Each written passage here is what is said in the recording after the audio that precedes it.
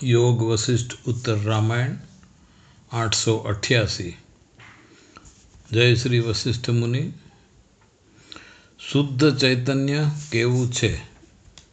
आकाश करता पण अति स्वच्छ, विकार रहित, निर्लेप, चंचलता वगरનું आवा चरित्रवाळું परम चैतन्य તેમાં જગત રૂપે ફેલાઈ જવું કે સંકોચાઈ જવું તે સંભવ નથી।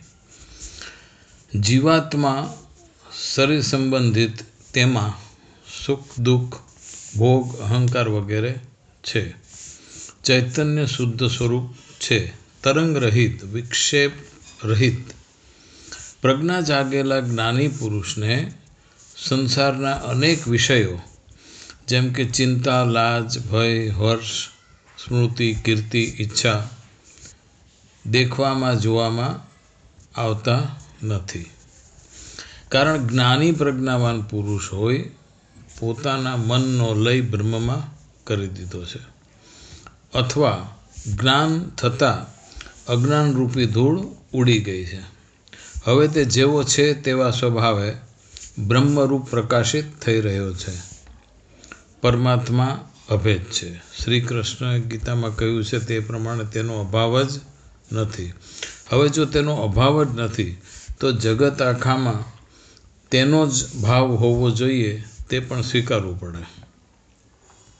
જ્યારે દેહ અભિમાન કરે, અજ્ઞાનતાથી પોતિકા શરીરને સર્વસ્વ માની બેસે ત્યારે જ દ્વૈતનો જન્મ થાય છે, અથવા દ્વૈતનો જન્મ થતાં અજ્ઞાનનો જન્મ થાય છે। પરંતુ મળતા રાગ ન ગમતું મળતા દ્વેષ ઊભો કરે છે અને પીડા પાત્ર પણ બને છે।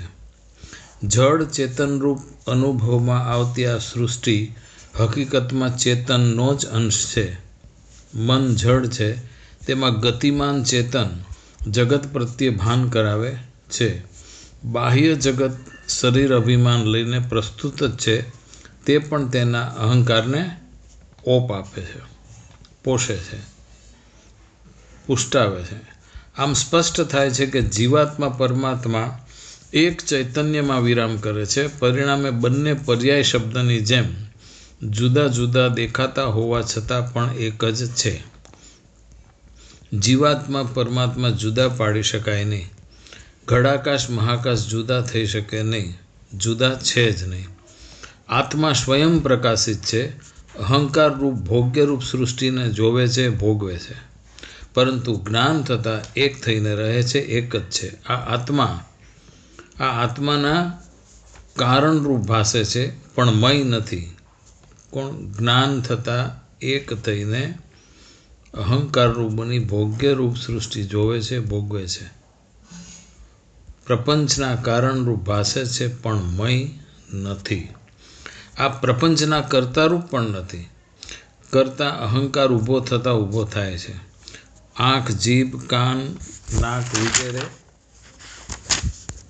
પાંચે ઇન્દ્રિયો શરીરને મળ્યા તો તેની ઉર્જાનો પુરવઠો એટલે કે ચાલક બળ બનીને પરમાત્મા રહે છે, પરંતુ જીવાત્મા બની એ નામથી। પરંતુ આંખથી થતા સારા ખરાબ કર્મો અહંકાર તથા અહંકારે બાહ્ય રૂઢતા થકી સ્વીકારેલી એનાથી થાય છે કર્મો, તેનો પરિણામ પણ શરીરને ભોગવવું જ પડે છે। જળમાં તરંગ ઊભો થવો તે દેશકાળ જેવી બાહ્ય પરિસ્થિતિને આધીન છે।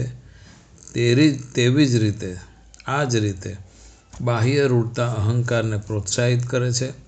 આત્મતત્વની હાજરીનો ઉપયોગ કરી મન, બુદ્ધિ, ચિત્ત, અહંકાર વિકલ્પ રૂપે પ્રગટ થાય છે। આ સર્વ અવિદ્યા અજ્ઞાન જ છે, કારણ કે તેમાં અનિત્યતા અનુભવાય છે, મૃત્યુ અનુભવાય છે, ક્ષર છે।